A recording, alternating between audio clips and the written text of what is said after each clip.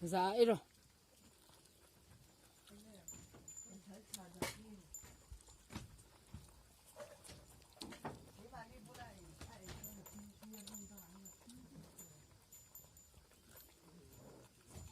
Buổi bữa ấy nào có đủ à?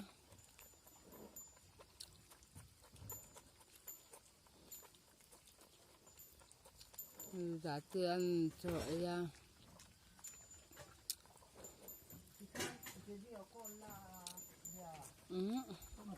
Thì hai anh rõ xe. Anh muốn nó mà chỉ chuyện à.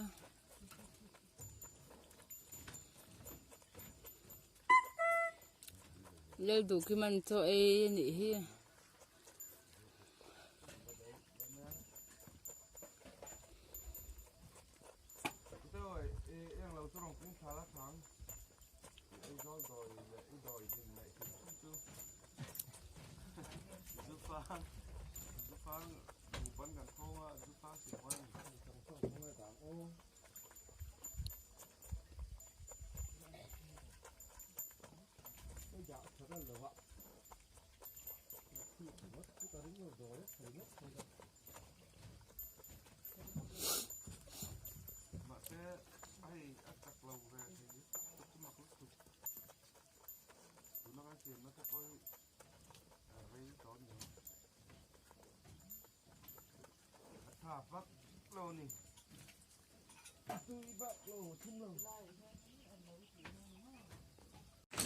So kan ai do min ti buai tu buai na ra ti dian le don hai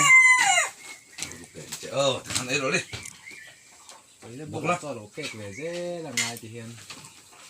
ala sa ti ama kon sa hi ngam lo te me nya vì ảnh đeo nên đi bốc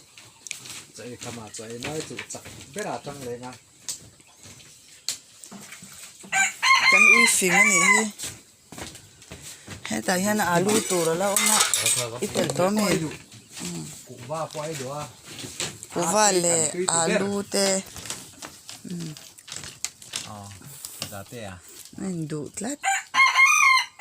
có khuyết thôi hiền ăn nghề ở mình là cái lá lò mà cho cô alu cho mà hay giờ cho mẹ cho alu nha hình khang hồ cho bốc sa tui nè chỉ giống cho anh bây giờวันนี้chơi ai tắc đòn he tại hiện là pa na kêu bùi thì hiện là pa chôn ấy pa phát cho ấy he tại mi he pate anh ya anh mình ngapua pate hiện anh mình satu thì hiện pa cho ấy nó bula hiện ấy lục tấp hiện cho ấy tấp zel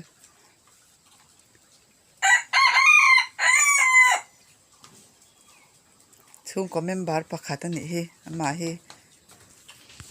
ka fa te pon chung ko mi ngan zia chuani na te ber za te a an te an ziak tel zel